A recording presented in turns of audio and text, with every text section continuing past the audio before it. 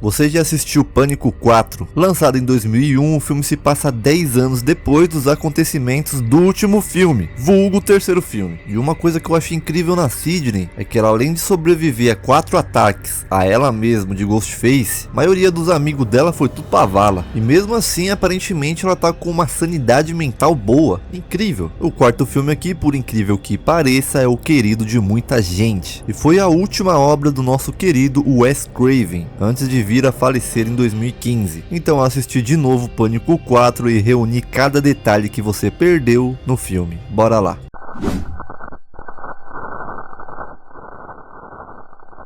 O filme começa com uma menina atendendo o telefone, igualzinho aos outros. E aqui já tem um detalhe, a TV em azul ali atrás indica que o filme tá para começar. Esse detalhe foi colocado lá no primeiro filme, inclusive eu falo disso no vídeo do primeiro filme, foi colocado propositalmente pelo Wes Craven, diretor do filme, indicando que o filme vai começar tanto pra gente que tá assistindo, quanto o pessoal que tá dentro do filme. A tela da TV ficava assim antes de tu botar um VHS para assistir ao filme. A menina fala aí que o filme que ela vai botar para as duas assistirem vai ser Jogos Mortais. Na época que lançou o filme, em 2011, Pânico 4, tinham lançado exatos 7 filmes da saga Jogos Mortais. E você vai ver que o filme aqui, Stab, que são os filmes que existem dentro do universo do Pânico, estão exatamente no 7º filme da saga. Ou seja, uma referência e sátira de Jogos Mortais. E a forma que a menina pega a faca aí, da mesma forma que a Casey pega lá no primeiro filme de Pânico. Logo nessa primeira cena aí, as duas meninas morrem e a gente descobre que na verdade se tratava de mais um filme de Stab. No caso, esse aí era o 6º filme. E no filme original, o Pânico, volta a ter 2 Ghostface. E aqui logo tem uma dica sobre isso, que em Stab 6 também aparecem 2 aí pra matar as meninas. Eu acho bom lembrar também que os filmes de Pânico são sátiras a filme de terror, mas também virou um terror. E a menina aqui falando sobre achar ridículo que os filmes de terror nunca tem fim, sempre os caras ficam inventando 1 milhão de sequências, e sempre com a mesma abertura da menina pegando um telefone pra atender e acaba perdendo a vida logo no início. E ela reclama que tudo isso é muito previsível. E aí do nada a menina toma uma facada da amiga dela, ou seja, algo totalmente imprevisível. A questão das sequências de filme de terror, ela tá certa mesmo, cara. Olha Halloween, o tanto de filme que eles fizeram, Sexta-feira 13, Freddy Krueger e até mesmo do Pânico. Eu tô gravando esse vídeo em 2025 e já tem o 7º filme marcado para o ano que vem, 2026. Os caras sempre arrumam um jeito de ficar fazendo filme sobre eles infinitamente, até porque dá muito dinheiro. A gente descobre que essas meninas na verdade faziam parte de mais um filme de Stab, dessa vez o 7º filme, e agora realmente estamos em Pânico 4. E a menina explica que o filme 1, 2, 3 de Stab são filmes inspirados na vida da Sidney. Já do quarto pra frente, a Sid iria processar se continuassem com a história dela. Então Stab 4, 5, 6 e 7 são histórias inventadas. E a menina cita também sobre Stab 5 ser sobre viagem no tempo e ser o pior da saga. Facada 5 tem viagem no tempo e é de longe o pior deles. O que automaticamente eu lembrei do filme Jason X, um filme sobre Jason Voorhees em 2455, ou seja, 455 anos no futuro. E lá em A Hora do Pesadelo 4, o Wes Craven teve a mesma ideia de fazer uma viagem no tempo, mas acabaram descartando. Então pode ser uma piada dele mesmo com isso. Enfim, a Myrna aí é atacada e o Ghostface joga ela literalmente pela janela, sendo assim uma referência ao filme Sexta-feira 13. Em muito dos filmes de Sexta-feira 13, não apenas no primeiro, o Jason gosta de ficar jogando as pessoas pela janela. O gostoso Face aí descendo a porta da garagem nela também é uma referência a Tatum, irmã do Dewey, que morre também na porta da garagem, lá no primeiro filme. Que inclusive, você nunca vê o Dewey falando da irmã dele, né, cara? É literalmente inexistente na mente dele. Ela foi atacada pelo Billy Stu lá no primeiro filme, mas o cara nunca fala nada, ele não demonstra nada pela irmã, sendo que até no terceiro filme, ele até ajuda na produção de Stab 3, que teria uma menina lá vivendo o papel da irmã dele, em Woodsboro. Enfim, tem a Sidney de volta a Woodsboro para promover o livro novo dela, contando o que ela viveu em Woodsboro. E dá pra ver que, como é o aniversário do primeiro ataque, tá cheio de bonecos de Ghostface pela rua aí. Mostra também que Dewey agora é xerife de Woodsboro e casou realmente com a Gale. Eu acho legal também essa música que toca no alarme do celular dele para ele acordar, que é música tema de Um Tira da Pesada. E bom, aqui vai um spoiler. Caso você não tenha visto o filme ainda, os Ghostface da vez é a prima da Sidney, a Jill, e o Charlie, o moleque que curte um filme lá de terror. Depois eu falo sobre o porquê que eles viram o Ghostface e tal, mas o negócio é a fala da Kirby aqui. Aí, antes de entrar no carro, promete que não vai me matar. Prenunciando que a Jill é um dos assassinos. E mais tarde no filme, quem ataca ela é o Charlie e não a Jill. Então a Jill aí acatou o pedido da Kirby. O Charlie liga pro celular da Jill, perguntando qual que era o filme de terror favorito dela, e faz a gente acreditar que ela é completamente inocente. Coisa que no filme eu realmente nunca tinha suspeitado dessa menina. Eu acho que isso é um ponto forte no filme, sério. Em nenhum momento eu suspeitei dessa menina. O que é bom, por mais que eu não goste tanto desse filme aqui, isso é um ponto forte. Enquanto a Gale tá na casa dela tentando escrever o novo livro dela, dá pra ver que na mesa dela tem as continuações dos livros dela. O primeiro sendo sobre os casos que aconteceram no primeiro filme, o terceiro fala ali sobre faculdade, ou seja, o que aconteceu no segundo filme, e o terceiro fala sobre Hollywood, os ataques que teve lá no terceiro filme. Aqui na escola, do lado dos armários, dá pra ver um busto, uma estátua, justamente do diretor da escola lá do primeiro filme, aquele mesmo que é atacado pelo Ghostface. Dentro da escola, o Dewey vai até onde a Sidney tá, fazendo a promoção do livro dela, porque um dos celulares das vítimas estavam indicando justamente no carro da Sid, que ela alugou aí pra visitar Woodsboro. E esse filme ele tem Aliás, tem várias cenas deletadas e algumas até com bons contextos. Por exemplo, antes dessa cena aqui, teria uma cena onde o Dewey iria na cena do crime, onde as duas meninas do começo do filme teriam sido atacadas. E a gente entenderia o contexto todo do porquê ele tá ali. E vocês também vão reparar que durante o filme não tem a aparição do Wes Craven. Isso porque tá em uma das cenas deletadas. É justamente nessa cena dos crimes lá. O Wes Craven seria um dos peritos criminais que estariam lá vendo a cena do crime, mas foi deletada do filme, então. E também teria uma cena onde o Jill explica pra Gale que o pai da Sid acabou falecendo, e essa seria a primeira vez da Sid voltando a Woodsboro. Outra coisa também, que no segundo e terceiro filme, o Dewey andava todo torto, principalmente no segundo filme. Isso porque o próprio Dewey fala no segundo filme que o Ghostface cortou um nervo dele das costas e deixou ele daquele jeito. Aqui no filme ele anda normal, não tem nenhuma explicação pra isso, mas no roteiro tinha uma nota falando que ele se recuperou com anos de fisioterapia. Agora, por que os caras explicou isso no roteiro do filme e não colocou com uma simples fala no filme? Não dá pra entender, né? O Dewey acha o celular no porta-malas do carro da Sid, com o livro dela cheio de sangue, e a notícia se espalha. Todo mundo na sala de aula da Jill recebe a mensagem, começa a tocar tudo aí, eles vão todo mundo checar o celular. A única pessoa que não se preocupa em pegar o celular é justamente a Jill. Isso porque ela sabe o que aconteceu, então não precisaria pegar o celular. O que ela poderia ter feito aqui é ter dado uma disfarçada pelo menos, né? Mas nem isso ela fez. Tem um interrogatório na delegacia e a Rebecca fica feliz pelo que aconteceu, porque assim teria mais livros e blá blá blá. Aqui também teria uma cena que foi deletada, onde apareceria a galerinha aí da Jill no chafariz da escola, quase que recriando a mesma cena do primeiro filme. Depois de tudo isso, mostra eles na casa da Jill, que é a prima da Sidney. A mãe da Jill, no caso, é irmã da mãe da Sid. Ela acha que tá safe dentro de casa, com elas e os policiais do lado de fora, mas mal sabe ela que a Jill é um dos Ghostface. E também tem esse Trevor aí que colocam no filme só pra ele ser um suspeito óbvio do filme. Inclusive esse moleque conseguiu entrar na casa sem os policiais verem. Ou seja, elas não estão protegidas coisa nenhuma. Os policiais só ficam no carro lá fazendo nada. E o Trevor saindo pela janela aí, fazendo uma referência ao Billy entrando pela janela da Sidney lá no primeiro filme. Inclusive tem uma fala da Sidney falando que essa cena que ela acabou vendo lembra muito ela mesma. E no final do filme a gente vê que a motivação da Jill era realmente ser a nova Sidney. Então tem muita coisa aqui que é igual a ela. É uma motivação meio merda, mas beleza. E aqui no quarto dela tem um pôster de lobisomem americano em Londres, lá de 1981.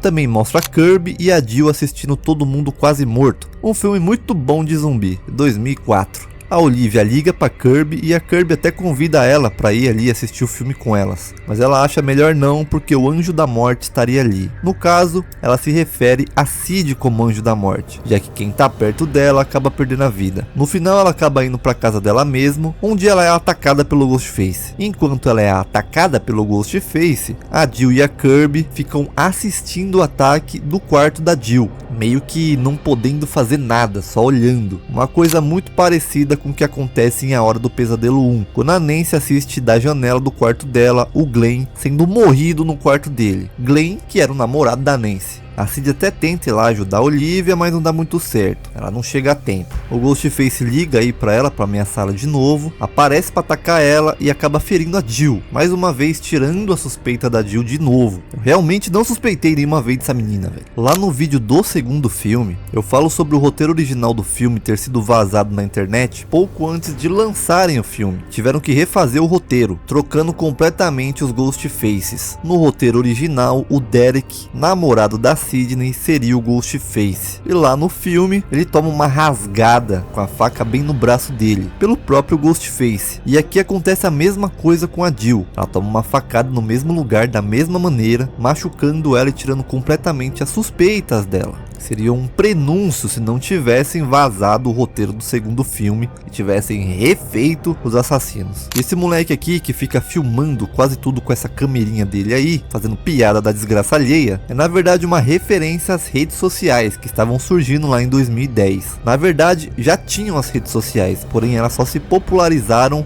a partir daí. E geralmente é isso que você encontra mesmo, em muito lugar na internet. É vídeo de tudo, com um monte de gente criando opinião absurda sobre pessoas e acontecimentos e fazendo piadas completamente absurdas de certas coisas. Por exemplo, esse moleque tonto aí, lá na escola, logo quando anunciam que as duas meninas haviam sido degoladas, ele faz essa pergunta: qual seu filme de terror preferido? Cala a boca!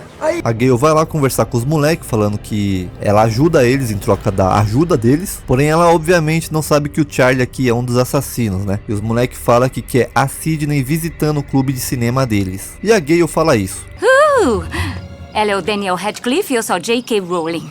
Caso você não tenha entendido, o que fala aqui seria ela, a Gale, sendo a J.K. Rowling e a Sid sendo Harry Potter nas telas do cinema. Quando falamos de Harry Potter, automaticamente vem a imagem do Daniel Radcliffe na sua cabeça, e não da J.K. Rowling, a autora dos livros. Ali seria quase, eu disse quase a mesma coisa, já que a Gale escreveu os livros que inspiraram os filmes de Stab, e a Sid, que foi que viveu tudo isso, seria a principal da história. A Rebecca no hospital, depois da Sid ser atacada e quase perder a vida, ela fica feliz de novo com toda a situação, já que assim a Sidney poderia fazer mais um livro e ganhar mais dinheiro. Porém ela acaba sendo demitida pela própria Sidney e acaba sendo atacada no estacionamento. Muito parecido com o que acontece lá em Jogos Mortais, quando Jigsaw ataca o doutor no primeiro filme. Agora no clube de cinema aparecem muitos pôsteres de filmes aqui. Por exemplo, The Hills Have Eyes, ou Quadrilha de Sádicos no Brasil, lançado em 1977 pelo mesmo diretor de Pânico, Wes Craven. Banquete no Inferno, de 2005, Wolf Creek, também de 2005, filme baseado em fatos reais de um serial killer. Stab, claramente deveria ter mesmo um pôster dele aqui. Despertar dos Mortos, de 1978, de Jorge Romero. Halloween 2, de Rob Zombie, de 2009, no caso um remake feito por ele.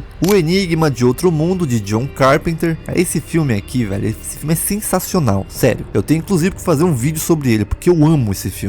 Lá atrás tem Stab 3. Aqui eu dei um zoom e vi que se trata de Arm of Darkness, ou Uma Noite Alucinante 3, ou A Morte do Demônio 3. Aqui tem Vertigo, ou Um Corpo que Cai, de Alfred Hitchcock. Criaturas 2, filme de 1988. E aqui atrás A Prova da Morte, ou Death Proof. Aqui atrás na lousa fala sobre o roteiro e como foi feita a estrutura do filme Janela Indiscreta, de 1954, também de Alfred Hitchcock. E se por acaso não percebi algum pôster aqui nessa sala, deixa nos comentários. Eu acho da hora que o moleque fala que isso tá muito além de Jamie Lee Curtis, que faz o papel da Laurie Strode em Halloween e também da Linda Blair, a menina de O Exorcista. O que eu acho legal é que a Sidney, ela virou um ícone dos filmes de terror também, sendo que o filme lá no começo era apenas uma paródia que brincava com filme de terror. Inclusive citava bastante o próprio filme do Halloween e da Jamie Lee Curtis. O Charlie fala que para virar algo diferente agora, o Ghostface teria que filmar todas as vítimas dele e postar na internet. E ele também acaba citando que a pessoa seria um fã de Stab,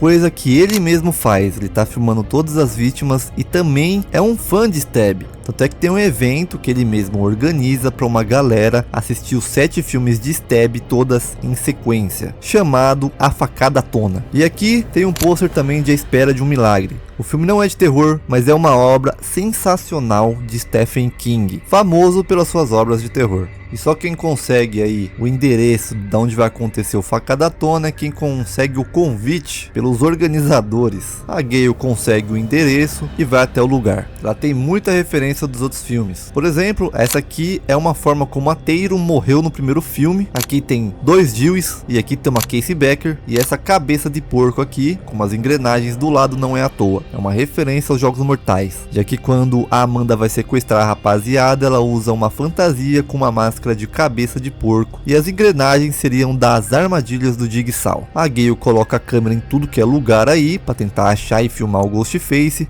Mas ele acaba tampando as câmeras dela. Ela vai lá arrumar, encontra uma câmera filmando ela. E o Dewey, quando chega lá para ajudar, acaba vendo pelo carro da Gale o Ghostface atrás dela, por uma das câmeras que ela tá segurando virada para trás dela. Algo um pouco parecido com o que acontece com o Randy lá no primeiro filme, quando o câmera da Gale vê o Ghostface atrás do Randy e o câmera acaba sendo atacado por ele. Obviamente, porque na época ela tinha um delay de 30 segundos. Importante, talvez não tão importante na real, mas no vídeo do terceiro filme eu falei que a Gale e o Dewey se casaram na vida real, na época. Os atores, um pouco antes das filmagens do terceiro filme, eles se casaram. E agora aqui no quarto filme, eles tinham acabado de se separar. E mesmo assim eles filmaram o filme suave. Profissionalismo em primeiro lugar, né, rapaziada? Esse policial aqui, o nome dele é Anthony Perkins. É o nome real do ator que interpretou Norman Bates em Psicose. Você deve conhecer ele de Todo Mundo em Pânico 3 e 4. E ele também fez Canguru Jack. Acontece o que eles disseram que aconteceria. Os dois são atacados pelo Ghostface e o Anthony Perkins em questão toma uma facada na testa. E demora um pouco para morrer, ele até sai andando um pouco. O que você não sabe é que é possível isso acontecer. Inclusive já aconteceu com um cara uma vez, tomou uma facada na testa, foi até o hospital sozinho andando. O diretor Wes Craven viu isso na TV uma vez, pesquisou e viu que era sim possível e colocou no filme. O Ghostface liga pra Sidney falando que vai atacar todos os próximos dela e a próxima a deixar de viver é justamente a Kate, a mãe da Jill. E igual eu falei antes, a motivação da Jill era ser a nova Sidney e ela perdendo a mãe dela aqui, deixa ela mais próxima do objetivo dela. O Charlie e a Kirby falam sobre as coisas nos novos filmes serem inesperadas, ou seja, seria esperado que o final do filme terminasse em uma festa, por exemplo na Facada Tona, mas não acabou, então eles foram para casa da Kirby,